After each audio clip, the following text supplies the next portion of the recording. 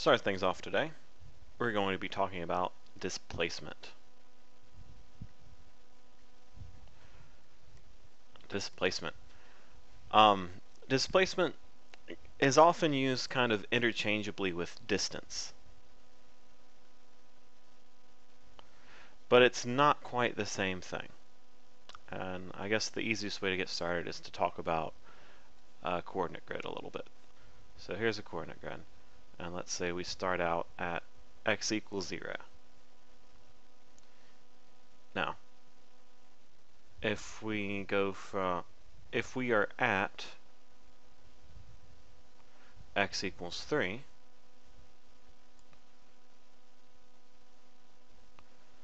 then the distance from the origin is 3 units.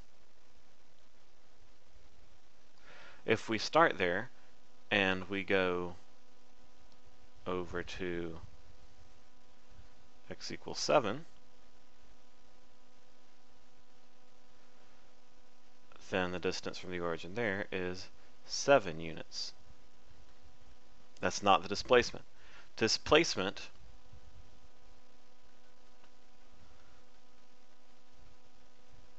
is defined as delta x. Delta means change in. So xf minus xi. Now what does fx and xi mean? Fx means final position,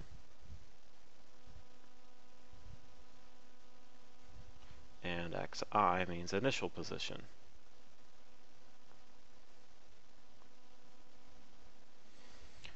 Subscript f and subscript I will mean final and initial for pretty much the entire year. So that's something you need to get through your head. So for our example over here, we wanted to find the displacement.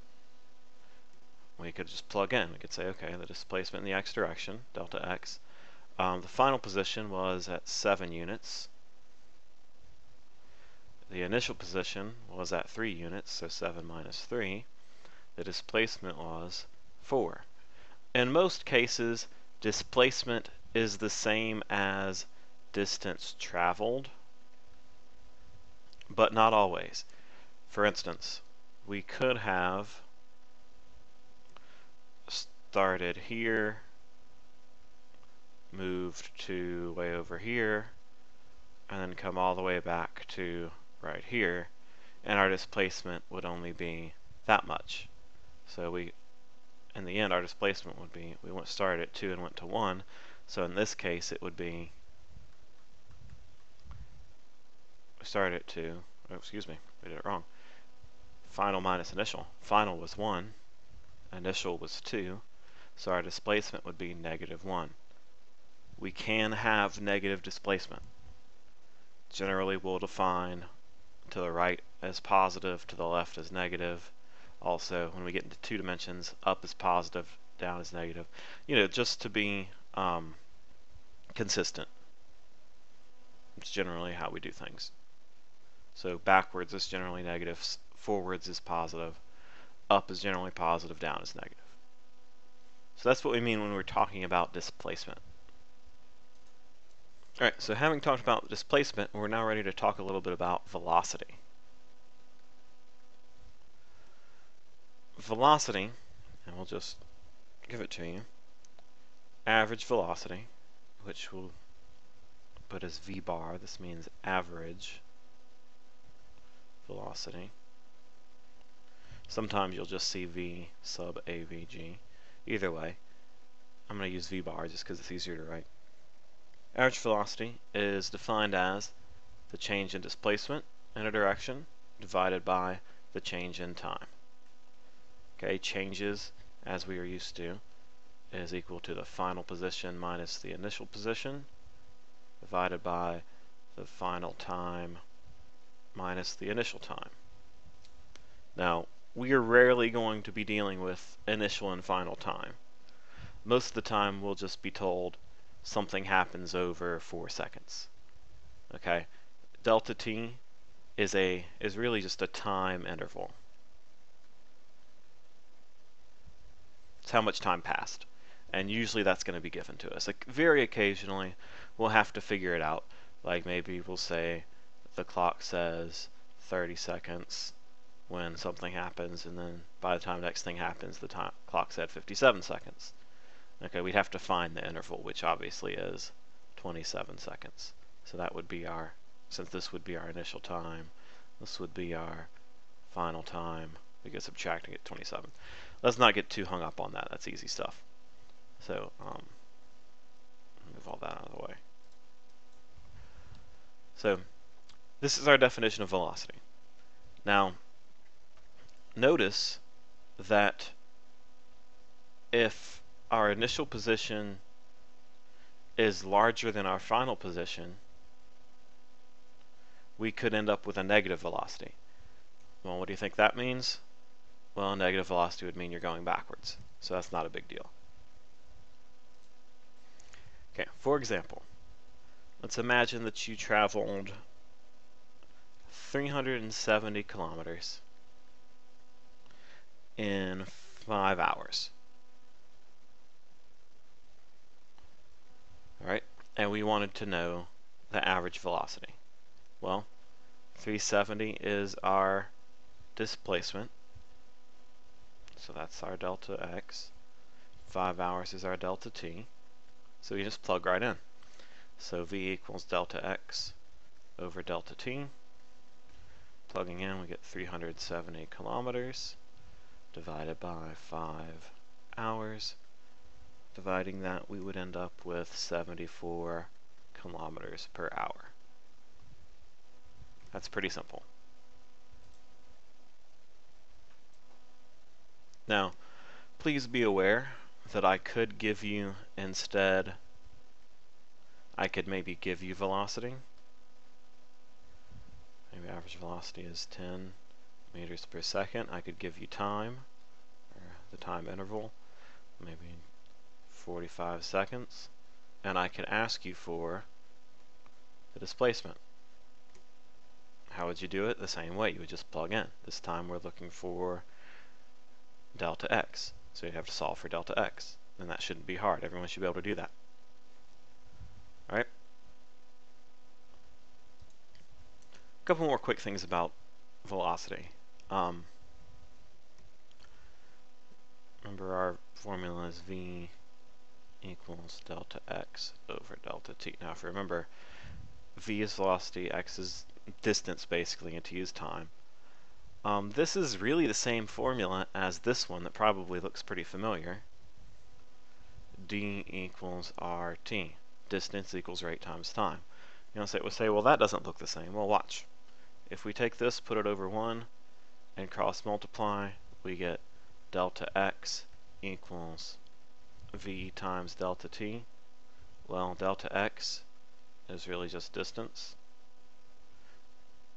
V is really just the rate. And then t, of course, is time. So if all else fails on velocity problems, you've probably seen distance equals rate times time before. So just use that. I'm not telling you that's preferable, because it's better to keep the notation consistent with what we're going to be using throughout the year.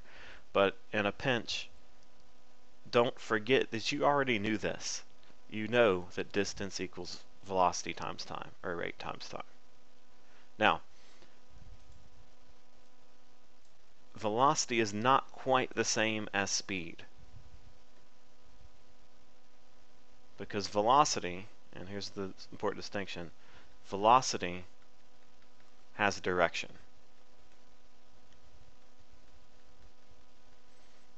And magnitude.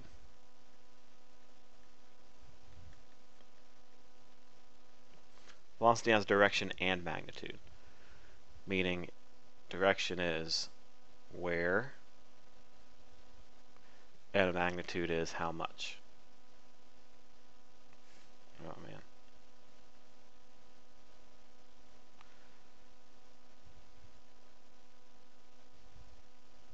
Okay, so velocity is really going to be like 25 meters per second north, or 25 meters per second east, or whatnot. Speed has only magnitude.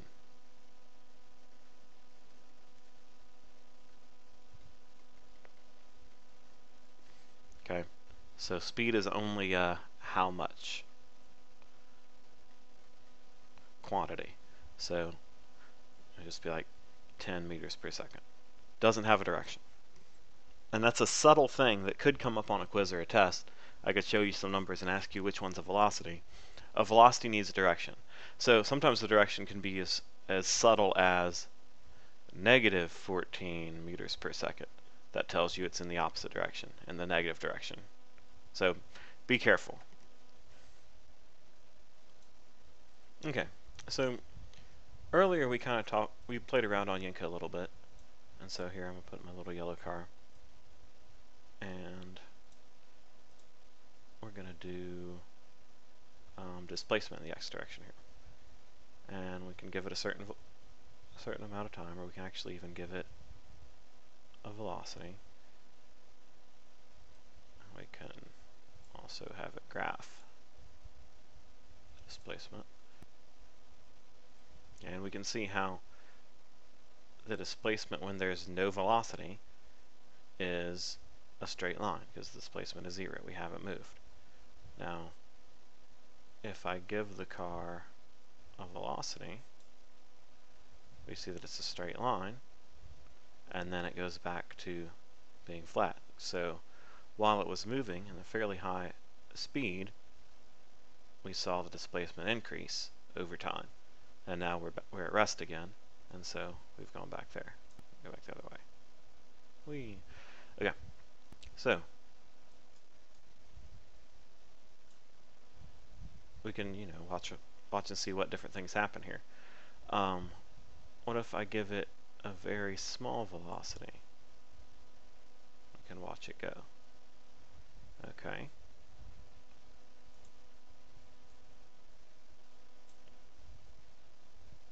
What if I give it an even smaller velocity?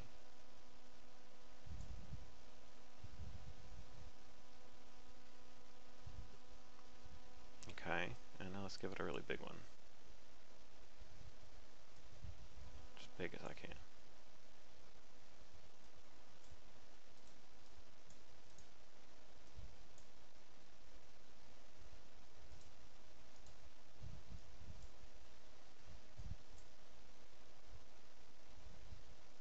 Let's give it a really big one now.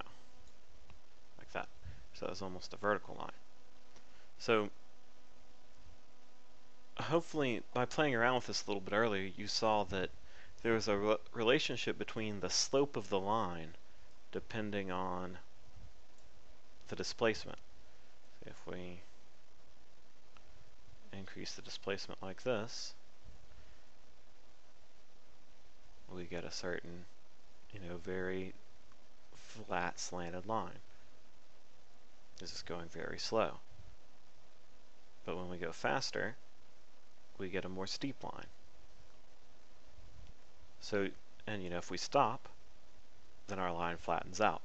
So since this is a distance time or displacement time graph, you should be able to look at a graph and be told it's displacement time and figure out what's going on. Flat lines mean you're not moving. Slanted lines mean you are moving. And if we start backing up, we have a line slanted down. If we start going back forward again, we're going to have a line slanted up. So that's interesting, and that's something that you are going to be expected to know. Now the interesting thing about that is that if we do have a coordinate grid, and we've got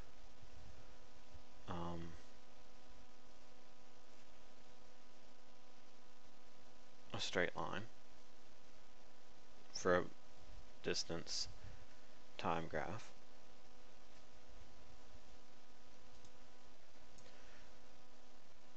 think about the slope of this line. What is slope? Slope is rise over run.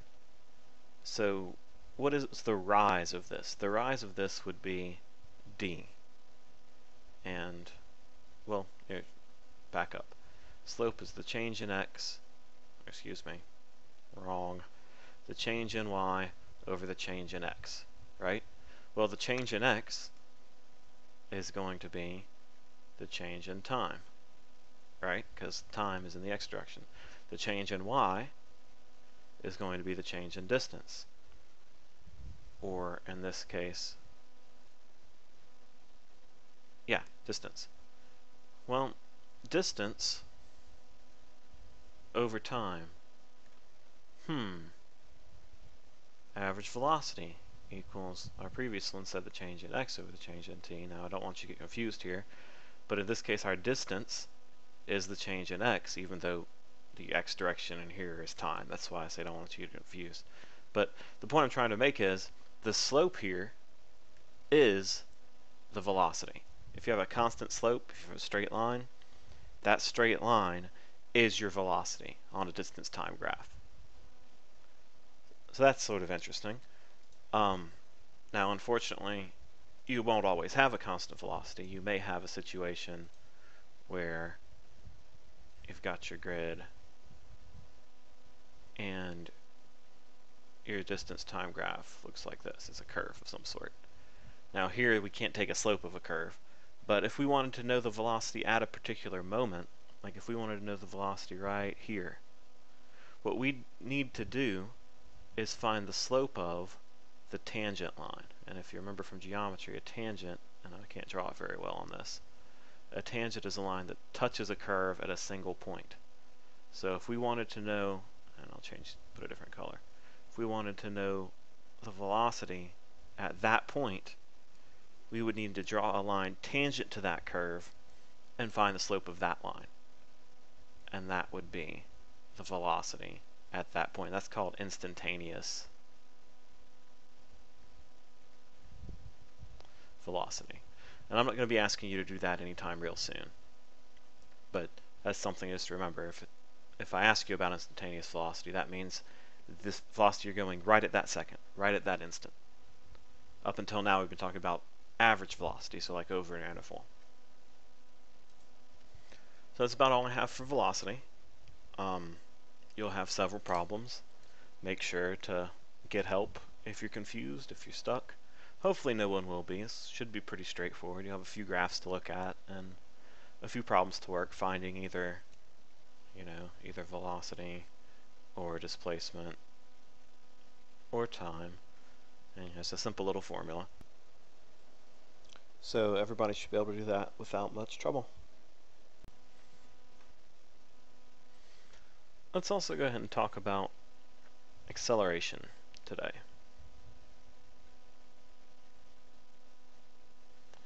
Acceleration is, at its most basic, a change in velocity. So whereas velocity was a change in displacement, acceleration is a change in velocity. And we're going to have average acceleration, which will literally be delta v over delta t. Once we know that delta in physics means Vf minus Vi over Tf minus Ti. So imagine I told you that a car started at rest, so that would be my Vi, 0 meters per second, and then at the end, Vf, maybe it was going 30 meters per second, and maybe it took 4 seconds to do that. And we wanted to know the average acceleration. So what we have is looking for average acceleration. We know Vf, 30 meters per second. We know Vi, 0 meters per second. And we know the time, which was 4 seconds. So simplifying this, 30 minus 0 is 30. So we have 30 meters per second divided by 4 seconds. 30 divided by 4, that's 15 over 2, so that's 7.5 meters per second divided by seconds. Well, that's going to be meters per second squared. And meters per second squared is our basic unit of acceleration. So whenever you have acceleration, it's supposed to be in meters per second squared. You'll have a few problems on acceleration in today's work as well. So we played a little bit with Yanka earlier with dealing with acceleration also. If we have a velocity by time graph, a straight line represents a constant acceleration. We'll pretend that's an n.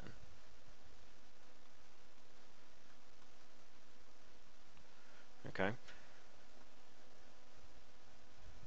And because it's a constant increase of velocity. And this slope, m here, see it would be m would be delta v over delta t, which is average acceleration.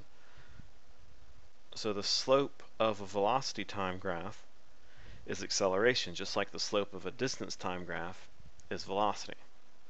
So that's interesting. Also, much like our other graph, if we had a situation where the graph was some kind of curve and we wanted a particular instant of velocity, or acceleration, excuse me, we would need to do a tangent line, just like we were doing earlier. And some of you may learn about this in calculus a little bit. So, if we wanted an instantaneous acceleration,